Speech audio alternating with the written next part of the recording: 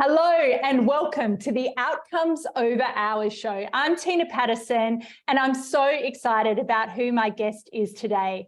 Today I'm here with Ari Sarkar, who is the president of MasterCard Asia Pacific. Now, MasterCard is a brand I'm sure that most of you are well aware of, but they're also a company that is known for accelerating their careers of their people, and they've been recognized for this in terms of really focusing on their people. So I'm delighted to have Ari here today to share his leadership lessons. So Ari has been at MasterCard since 2011 in senior roles where he's really focused on things such as championing an inclusive growth effort, as well as driving and deepening partnerships across the region. Previous to this, he was at GE for 12 years, which is how I know Ari, with senior roles working all around the globe as well. Ari is on numerous boards. He has a Bachelor of Commerce with Honours, an MBA, and is also a chartered accountant. So Ari, welcome to the Outcomes Over Hours show.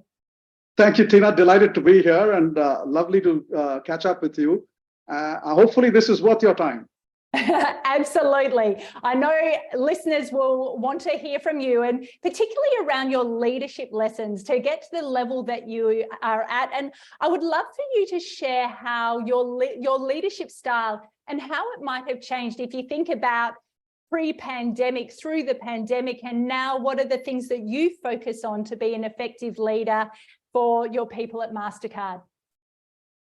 That would be terrific, Tina. It has been quite a journey, and I would love to share. Yeah. So, Tina, let me give you a sense. And we share General Electric as our common heritage, and I would argue that General Electric gave me the first bite of what real leadership and leadership development was. And I must say that at many levels, those 13 to 14 years in General Electric, it was really the phase that grew me as an individual, grew me as a leader. And a few things that I've really picked up through that stint is there are some very basic tenets you need in order to succeed as a leader. And I here don't mean leadership in the sense that you need to lead teams, you need to manage people. That is an element of what leadership is.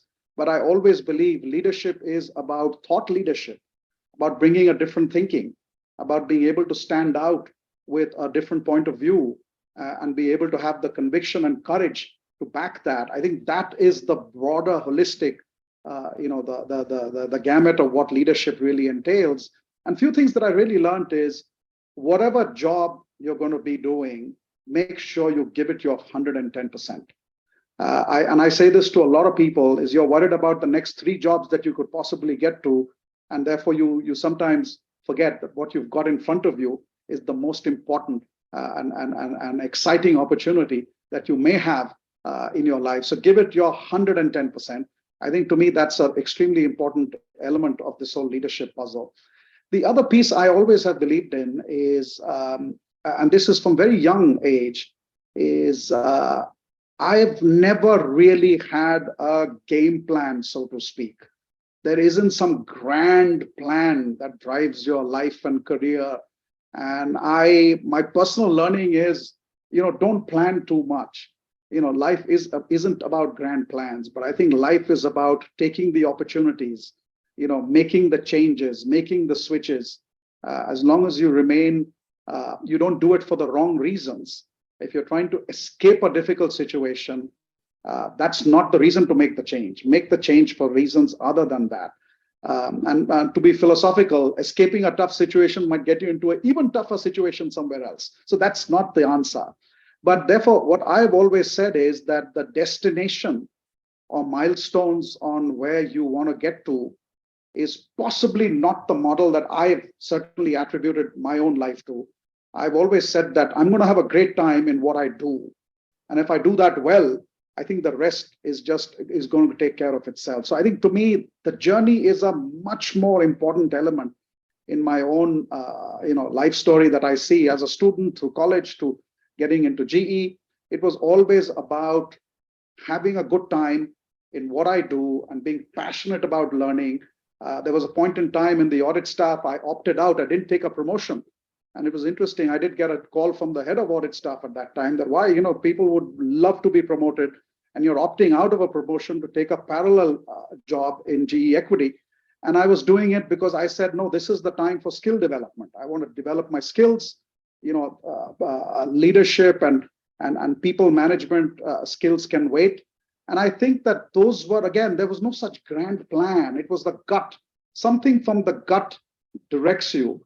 And I use the gut in a very significant way in many decisions that I take.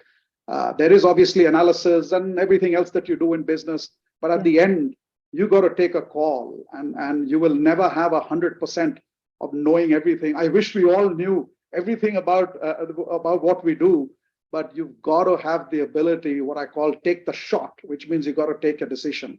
And I think that is what you do through a broader skill development story. But I think the things that has always stood out as a younger individual building my career is a sense of ownership, which translates to delivering end results, and that in its natural progression translates to other people's confidence in you. And I think when others have confidence in you, whether it is your supervisor, whether it is your team members, I think it naturally breeds what I call leadership skills. And then you obviously look at people around you, and I think General Electric was a phenomenal place to actually learn about leadership with a very frontline seat. And not all leaders were great. I want to be honest here, which is the human state, right? Not everybody is made in the same manner, but there was always something to learn from everyone. And I think that is a core tenet that I have continued to use and live up to. And having the curiosity to engage with people is another key element of what I feel is an important as a people leader. As you grow from the task, from the project, from the program to other things that you keep delivering on, I think you then migrate. If I can say, in the last 10 years, more in the last 10 years, I think my own leadership has morphed from more entrepreneurial, decisive, action-oriented leadership to where, again, tremendous excitement. I remember when I joined MasterCard, and within 2 years, I was sent off to India. One of our senior executives came down and he made a comment. He said, we are a 40-year-old company, but the excitement in this office is of a startup. And I think that to me is important. If you're a small business, which a large company is made up of many small businesses. And I strongly believe that you need the small business culture. You could be a big company, but don't get caught up in the rut of big organizations. You have a small company mindset, operate with that, almost that fearless mode. And I think to me, that's an extremely important element of what actually drives, success. So from there, as I've progressed into bigger jobs, I think my leadership has also evolved, and rightfully so.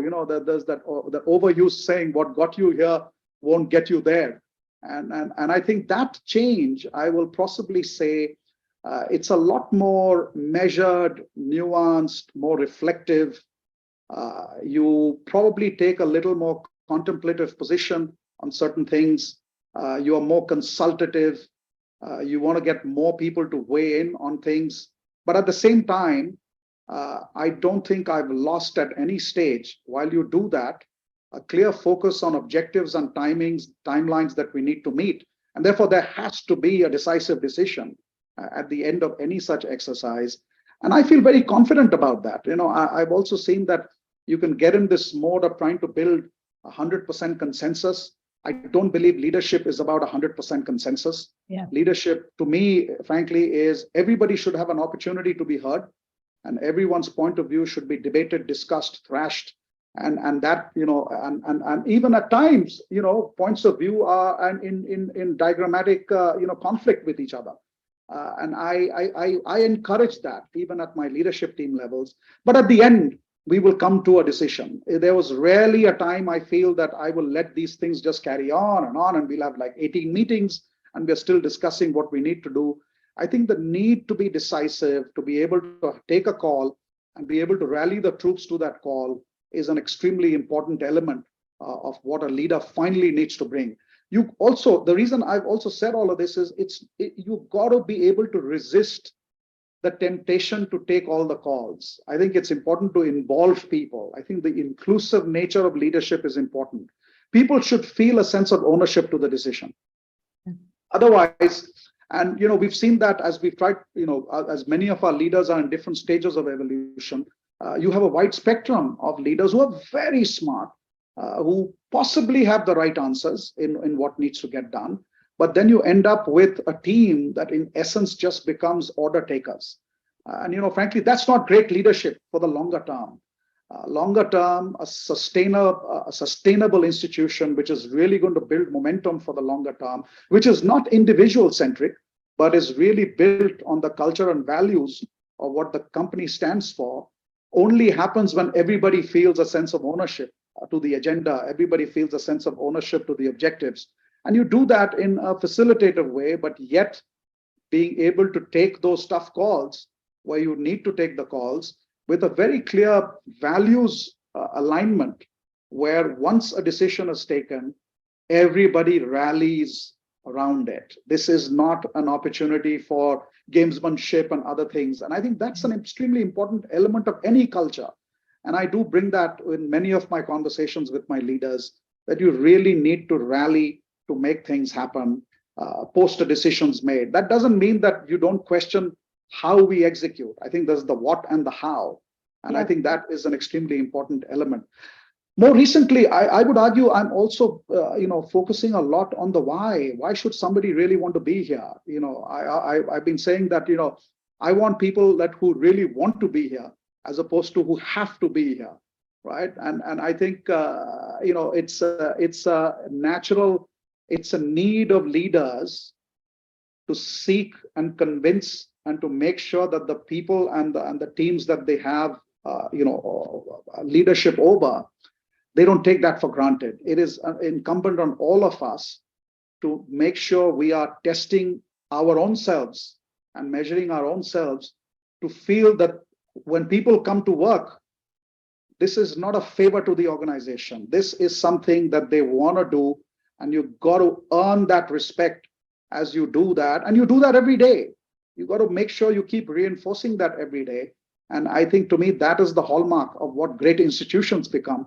Otherwise, too often, and this is hard, Tina, I'm going to be very honest, even the greatest organizations, greatest civilizations have failed, trying to do this the right way. They do it well for a period of time. And I think the real test is that never forget that what are those core tenets that leads to success. But the human condition prevents us from being able to remember those very core tenets that drive success.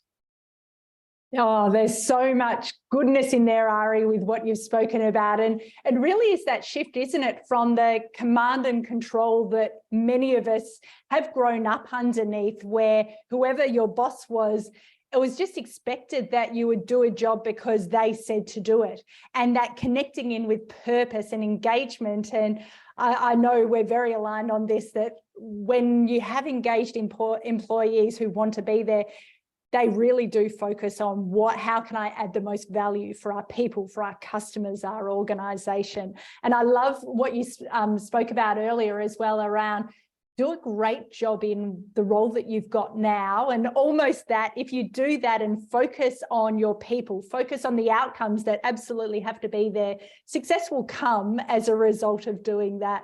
I love that. I think the other one part, Ari, that really resonated with me is I hear so many people say, I still don't know what I want to do when I grow up.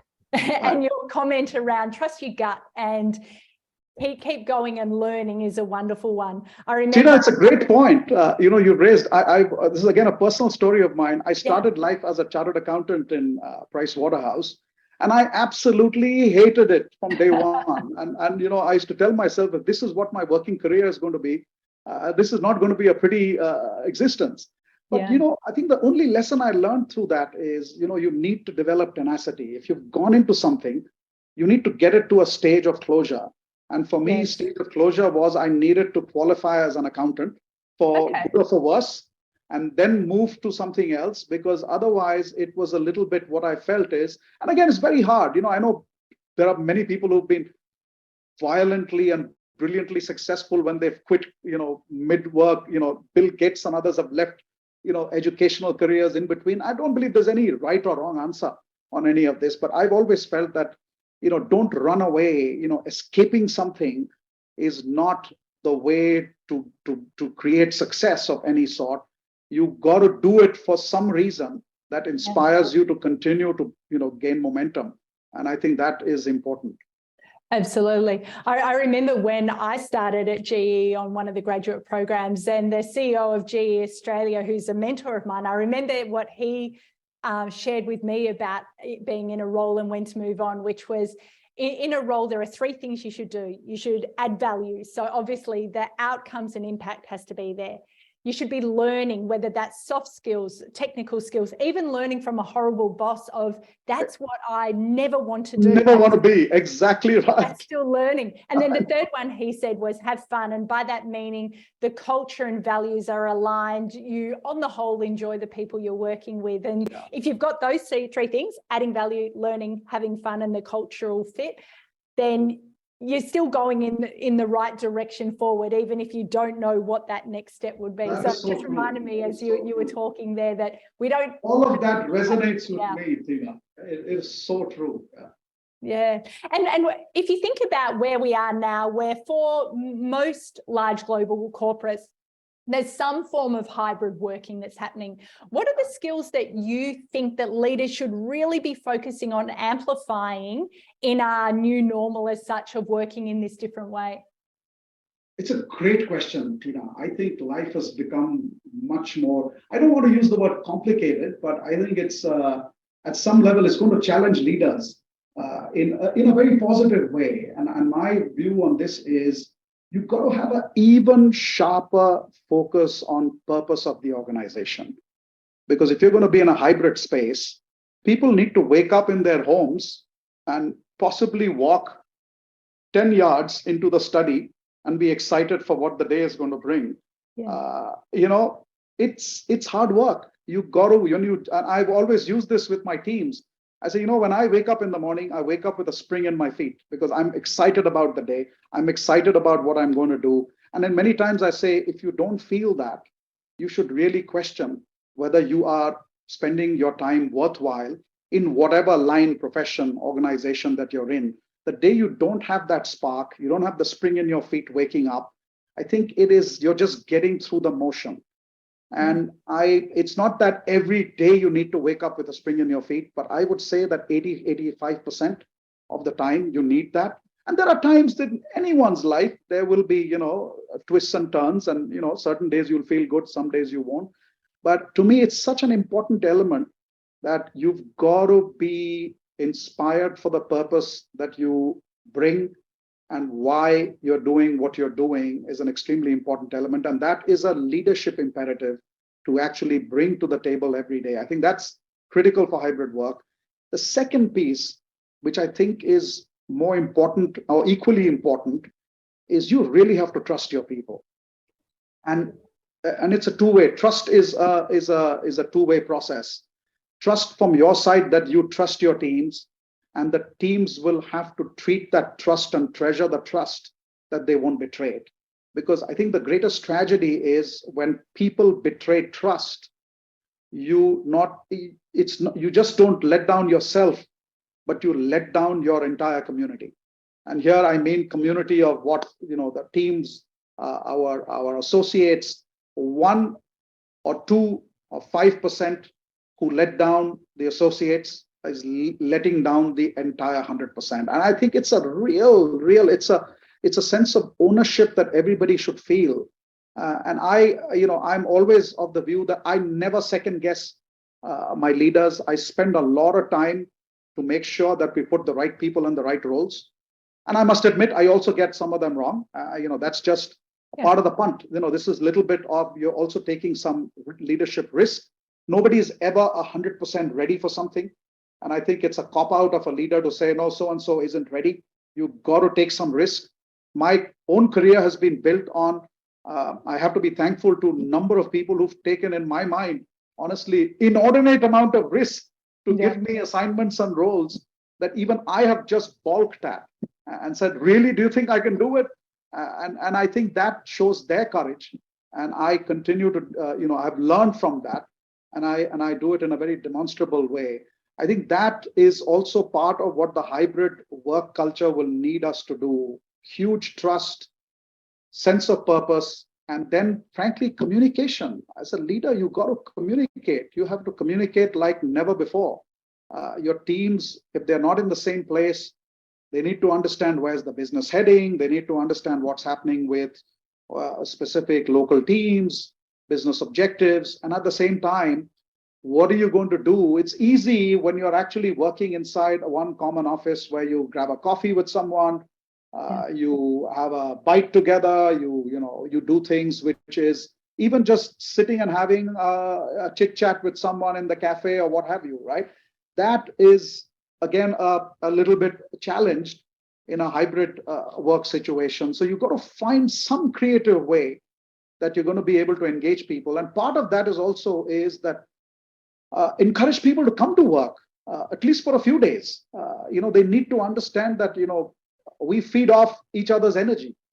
Our ability to innovate, our ability to think differently doesn't happen well in a vacuum. It happens when we are traveling to work, we see something somewhere, maybe completely disconnected from a problem statement at work, but you pick something up and say, you know what, this could get applied to what I'm actually currently struggling with. Or some other colleague is having a conversation on a topic that you learn something from. I think that is so critical.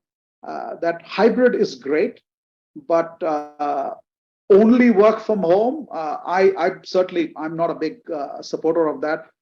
Through the COVID period, my own personal experience was that by 3 o'clock, I used to be so tired staring into a screen. Yeah. And to me, being able to just leave home, it gives you a sense of purpose. You get into work. And I recall, I can say this now that COVID's done, there was a period of time I used to come into office and I'd be the only guy on the floor. And I would just love it. Even to go pick up a coffee, that would be a nice, what I call break from the monotony of a screen. And I just felt that that's important. People should encourage it as leaders and really bring to bear that life is more than about the task. We are here in an organization. It's not about the task. It is really about working together, learning together, and being able to have fun and personally making friends. I can look back on my 30-year career now, and there's so many people who are now great friends of mine over this 30 years. And that, I think, in a pure work from home, just would not have happened. So this is what I really share with a lot of the young people who are starting careers, and the fact that, they are probably, for lack of experience or influenced by, I could do this job from anywhere. I'm a techie. I could code, sit, from any part of the world.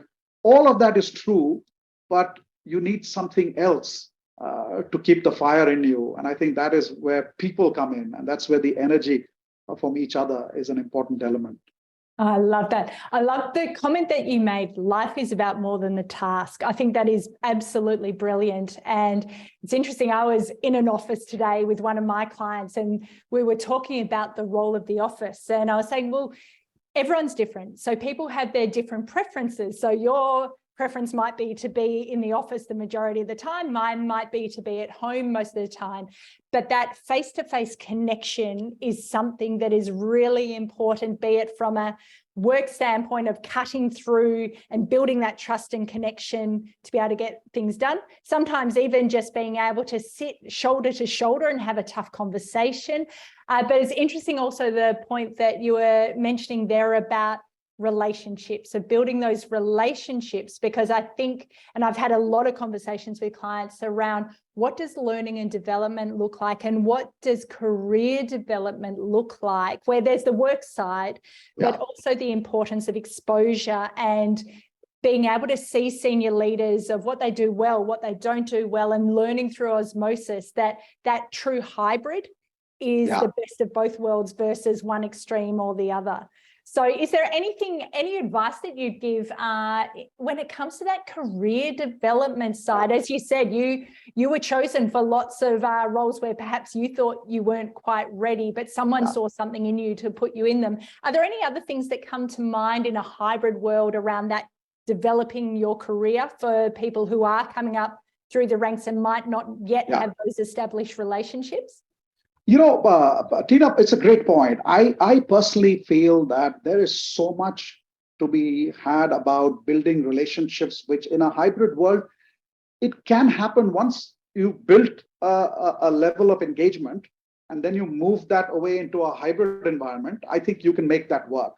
But if you're really trying to build anything new and you want to create a relationship from start, I think hybrid is okay if you've got challenges as COVID was, but I'm a strong believer that if you really need to feel engagement with someone, I'm a big believer of energy. And when I sit with someone, Me too. shake someone's hand, it tells me a lot about the individual, the aura that they bring, the energy that comes in with that individual. And that is such a powerful thing. And I feel, and again, this is some of your other questions, we'll get to those. I do feel that most of us, us lesser mortals, don't elevate ourselves to activate the energies around us and create a much bigger aura around us on who we are. And to me, that also is a science. And there are things that I've done in my life, and we'll talk about that. And I encourage a lot others to do that because, at the end of the day, we are more than the blood and flesh and what comes across. The physicality is one element of it, but there's something much more powerful than the physicality, which I don't believe gets enough either recognition or even discussion. And therefore, to me, the physical element is so critical. Maybe I'm also giving away my age, Tina. Maybe I'm old school. But somehow that to me remains extremely important. There's a saying that Jack Welch used to have, and I will never forget that saying. And I've always believed it. I said, yeah, that is so me in some levels because I've always kind of innately believed it. He used to say, you can read a resume 100 times, you can read 100 resumes, but it's only when you meet the person do you really know where that person is going. And just think about it. It's such a powerful line. The resume is all about where you've been. How do you get a sense on where is that person going? I think that can only happen when you exchange and sit and have conversations in a very physical sense. So I strongly encourage that to all the associates. There's another positive of the hybrid work environment, which I believe is allowing us more flexibility, but it calls for a certain level of discipline. Is investing in yourself, in your self-development. People think that career development, career progression is some kind of a penicillin injection that you get and you're all set. I think it's a little more than that. You've got to be able to take the harder path of being able to invest in yourself, be brutally honest to yourselves. And, something I have done in my own life, I was a very average student, Tina, and I quickly realized that I can't compete with anyone. So the only competition that I had was myself. And in a strange sort of way, I think that competition with myself and that the reality of being the underdog, as my life has kind of played out, became my greatest strength. Therefore, from adversity, you actually develop strength.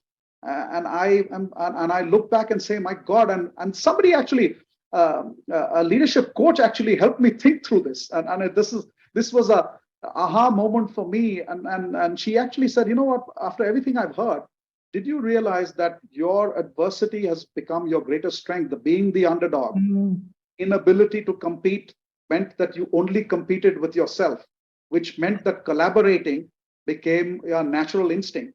And which is why, I was co-head for Asia Pacific for 7 years in MasterCard, and people just find this almost like, ridiculous how we were able to do it for 7 years. Everybody thought that the fireworks would start in 6 months to 9 months, and there'll be blood on the carpet and all of that. But today, my co-head for APAC is my boss. and we still have the same strong bond and relationship. Amazing. And we never competed. And that credit goes to Ling Hai as well. There was not a moment that we competed. And on a lighter note, enough attempts were made to create some arbitrage between the two of us. Again, human instinct. I don't hold it against anyone. It's a very basic human instinct. But I do reflect on that and find a lot of humor in it. But again, that's the history of my own life gave me the strength. And I must say that Ling Hai reciprocated for whatever reason. He must have his own reasons. I don't want to speak for him, but it ended up being a really strong partnership. I love that so much about it's about competing with yourself versus competing with each other. It just very quickly, it reminds me of when I lived in New York with my husband back in 2000 to 2005. And my first marathon was the New York Marathon in 2004. And I remember when I finished, I called my mum back in Australia and I said, "Mum, I've just done the marathon." And she said, "Where did you come?" And I remember just saying, "I don't care. Whoever beat me. Whoever I beat them." This was not about me against anyone else. This was me against up here to go, can I keep putting one foot in front of the other when all I want to do is quit? And it's interesting that is an amazing example. It's not about competing. That is amazing, Tina. Yeah, so I absolutely love that. Well, you spoke about energy and waking up with a spring in your feet. So do you have a morning routine? And if so, what is it? Oh boy, I do have a morning routine. And sometimes people think it's crazy. I cannot rush to work. My average time is anything between 2.5 to 3 hours is I need to myself before I come to work. Wow.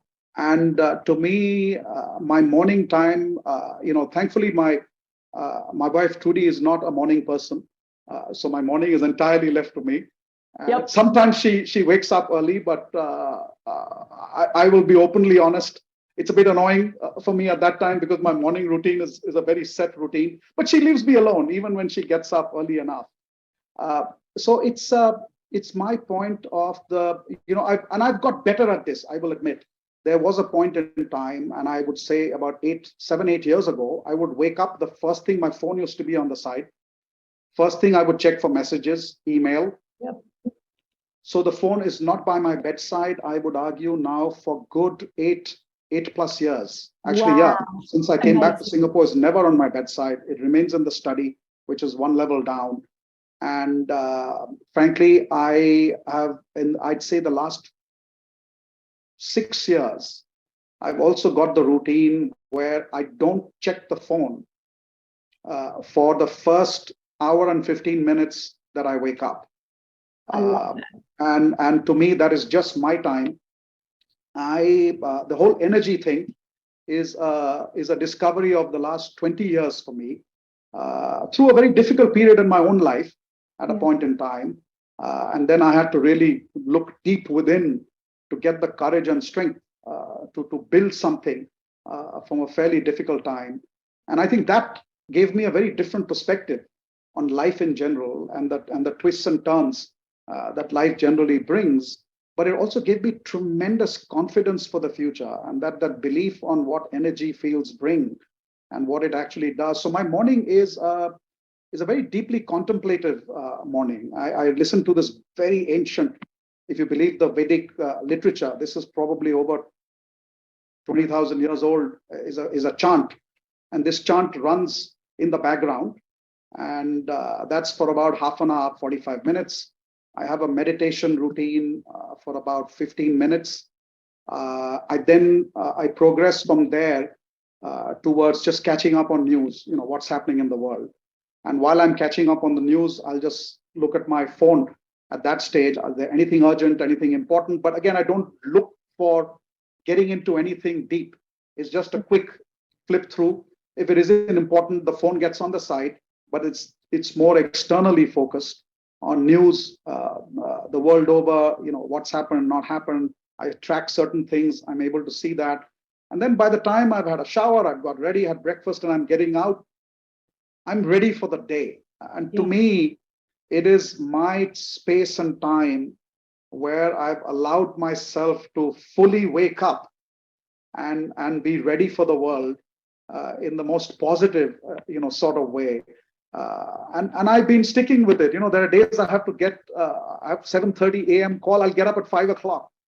My wife thinks I'm crazy, but I just need that. It gives a certain sense of calmness through the day. I've been sharing it with some colleagues as well, and some are trying it. It's a journey, but it's important. To me, it is very critical to have that, morning start only to myself. Oh, Ari, I love that. And I really hope that people who are listening can just actually absorb what you just said, because one of the things I hear so much from corporate leaders is, I'm so busy, there's too many things going on, I don't have enough hours in the day, and they don't create necessarily the time and the space to just sit and think or to contemplate and to get in the right energy space and go, well, what matters the most and what is the most meaningful thing? And if you, as the president of Asia Pacific for MasterCard, can make the time and the space to get your energy in the right space, it is something that often I hear people going, I can't give myself permission to do it. And hopefully that inspires people to look and go, this is something that really successful and effective leaders do, that actually looking after yourself is one of the key elements of success of a really effective leader. And Tina, this is hard. I will say that it's not easy. I may make it out to sound easy. I think to me it's not that it was easy, but sometimes life, when you hit road bumps, nothing is down forever. But when you hit those road bumps, one has to go really deep to get a sense of strength to deal with those road bumps. And I think that's how I initiated myself into this routine. And I love it. It gives me so much of strength from that. And hopefully I'm going to continue to, sustain that. Beautiful, beautiful. Well, I would love to do some rapid fire questions with you now, if that's okay, to finish up our interview. Go for it. Fantastic. What is the best, most practical advice you've been given to work smarter? Well, to me, it's having complete clarity on what is it that you're trying to achieve. And you've got to be able to step back and say, are you still on track to achieve that, or are you getting deflected? I think in today's world, there's so much of noise on the means. We forget the simple objective of what we want to get to. And I think if you can declutter that, and being able to bring clarity in purpose and clarity in the objective, and be able to know exactly how you're going to get to, frankly, that's where I spend a lot of my time. Honestly, when you problem solve, it's helping the teams to declutter the noise and simplifying to what needs to be solved. And I will give 110% credit to General Electric on how problem solving skills really got enhanced. And I took it for granted. While in GE, it's only when you leave GE do you realize that it is not so common. Let's put it this way.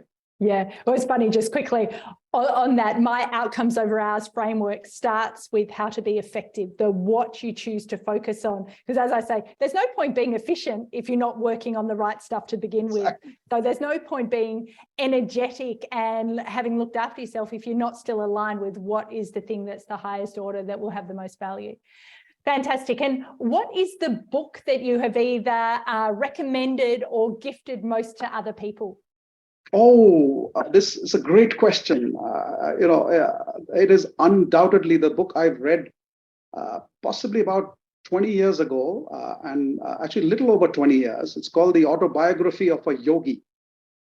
This is a monk who from a very young age wanted to discover God.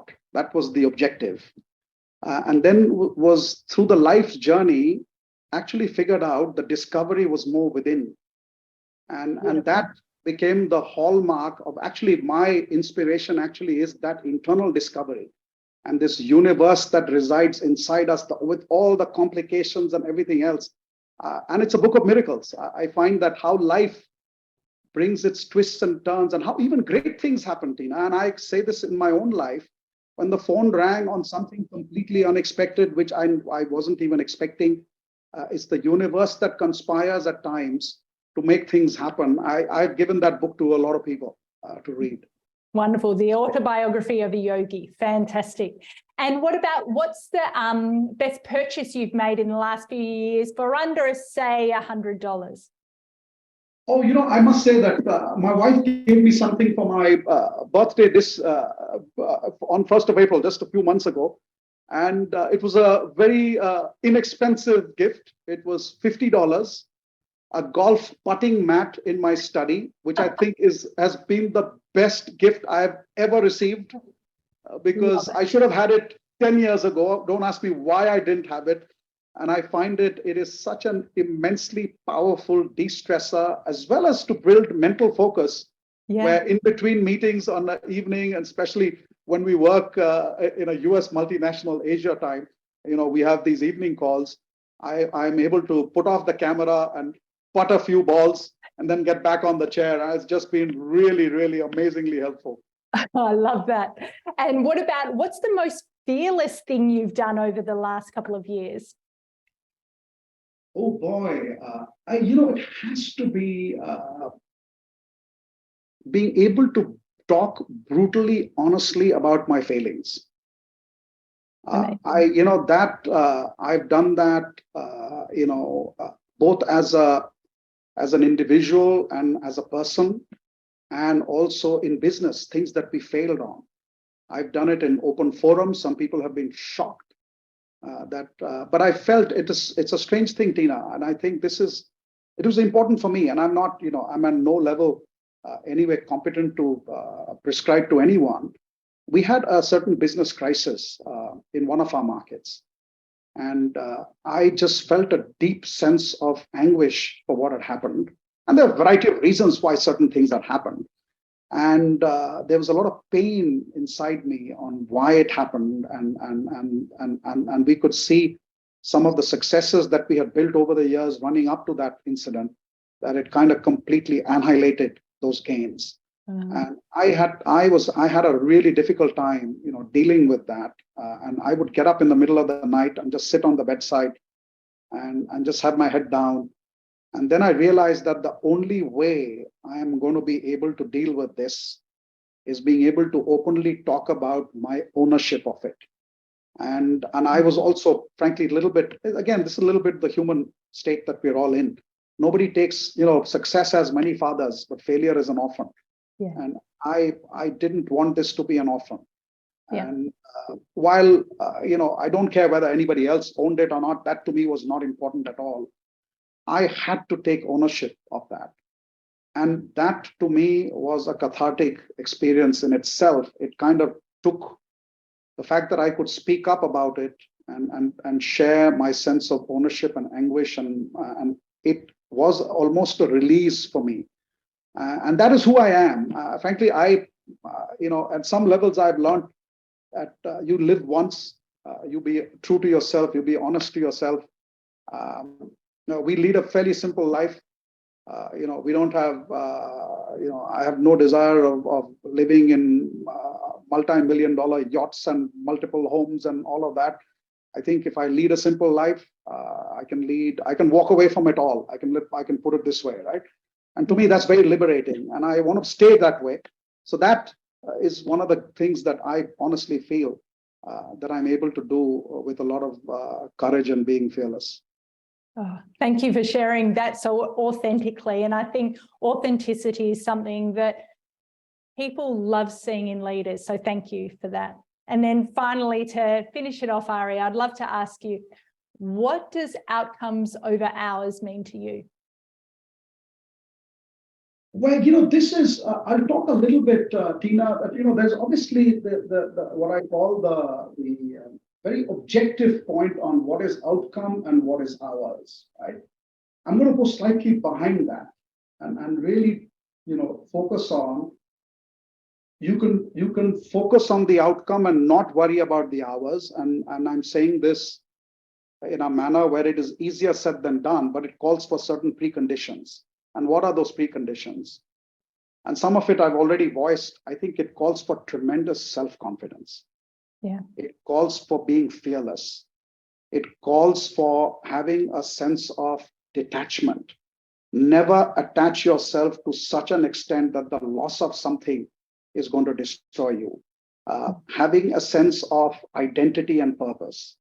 There are few things that I can talk about in my own career when very senior executives fell out, and one of them in our own region was a dear friend who I'd worked for, and over the years had become friend. And when the fallout happened, everybody was scurrying that nobody is going to say that we are still in touch with the other person. And I never had to lie to anyone. When asked that question, I would categorically answer, yeah, I'm in touch. And because my view is I'm here for giving my 110% commitment. I have not sold my soul to anyone the last time I looked. And I must say the company has been immense. This is why I love MasterCard as an organization. And our ex-CEO asked me, did the individual ever try to explain himself on what happened? I said, well, he tried, but I didn't want to know. He said, why didn't you want to know? I said, he would explain to me, thinking that Ari would give me a hearing and sympathize with me, which meant I would be lying to myself. And if I didn't agree with him, I would be hurting him. So where are we? We're not richer anyway, right? So I can put this all to the side. And I will tell you this, that from that day onwards, I never have to lie about anything. And we ended up investing in another company that the individual was involved in.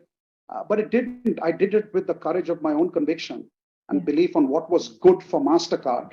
And I've lived by those principles. And I will be eternally grateful to the universe and everything else that's around us that so far it has worked. I don't know, but it gives me faith in humanity.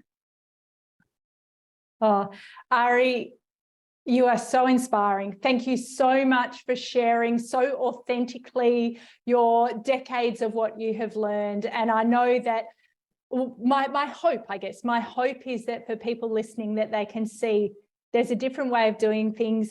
You don't always have to do things the way others have done it. You've heard Ari's story now, that creating time and space is okay. Doing it the best you can at the job you're doing right now, creating that purpose and meaning for the people who you're lucky enough to lead can be some of the things to consider right now. So Ari, thank you from the absolute bottom of my heart for being here with me on the Outcomes Over Hours show. Thank you, Tina, and hopefully it was somewhat worth it, but I thoroughly enjoyed.